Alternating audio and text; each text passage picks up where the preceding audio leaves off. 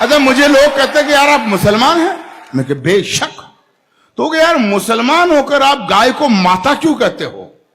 मैंने कहा यार प्रश्न तो तूने ठीक किया, लेकिन जवाब भी ठीक ही होगा। जब वो मुझसे पूछा गया कि आप गाय को माता क्यों कहते हो, तो मैंने कहा हम किसान के पुत्र हैं। जब मैं 3 बरस का बच्चा था, छोटा, मेरी माँ गाय का चारा पानी करके, नहला धुलाकर, मालिश वगैरह करके जब गौ माता का दूध निकालती थी, और गौ माता का दूध जब मेरी माँ मुझे पिलाती थी, तो मुझे दूध देते वक्त गौ माता ये नहीं देखती थी कि ये बच्चा हिंदू का है या मुसलमान का है। जब समान भाव से गौ माता मुझे दूध देती थी और मुझे कहते हुए ये फक्र होता है, उसी गौ माता का दूध जब मैंने पिया, मैं 56 किलो वजन में यूनिवर्सिटी में LLB करने गया, तो मित्रों आपको जानकर ये खुशी होगी, उसी गौ माता के दूध की वजह से मैं पूरे राजस्थान में कुश्ती का चैंपियन रहा हूं। यह मुझे फक्र है। युगों युगों से भरत भूमि की शान रही गौ माता है। इस मिट्टी के कण कण की पहचान रही गौ माता है। गौ माता है जिसका अमृत पी के खुद को खड़ा किया। गौ माता है जिसने हमको पाल पोष कर बड़ा किया। गौ माता है जिसकी चर्चा त्रिभुवन में पर्याप्त हुई। गौ माता है जो समुद्र मंथन से हमको प्राप्त हुई। गौ माता है जिसके निस्दिन गुरु वशिष्ठ गुण गाते थे। कृष्ण कन्हैया नटवर नागर जिसका यश दोहराते थे।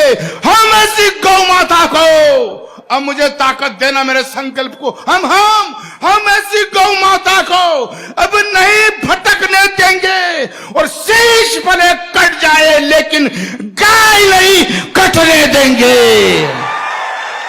अरे भाई इतना हल्ला, मजा आ गया।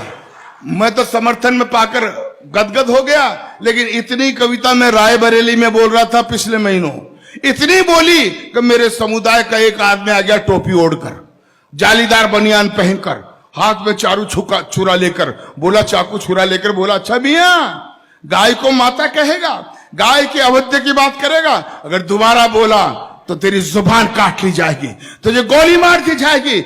मित्रों वो मुझे धमकाते रहते हैं, लेकिन पूरा देश जानता है जब से मैंने कविता लिखी है, मैं हर मंच पर इसे पढ़ता आ रहा हूं, और मुझे धमकाने वाले मेरा बाल भी बाका नहीं कर सके।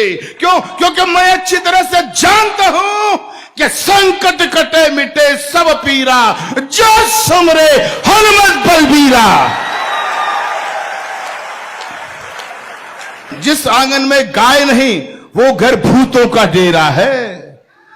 जिस आंगन में गाय नहीं रहता घनघोर अंधेरा है, और जिस आंगन में गाय नहीं वो घर भूतों का डेरा है।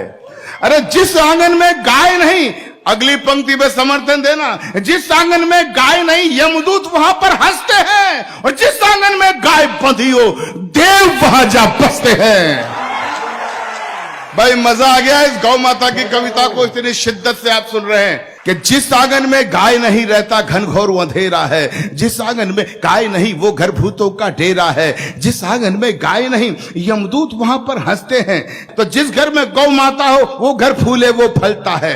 जिस घर में गौ माता हो खुशियों का दीपक जलता है। जिस घर में गौ माता हो उस घर के भाग संवर जाते।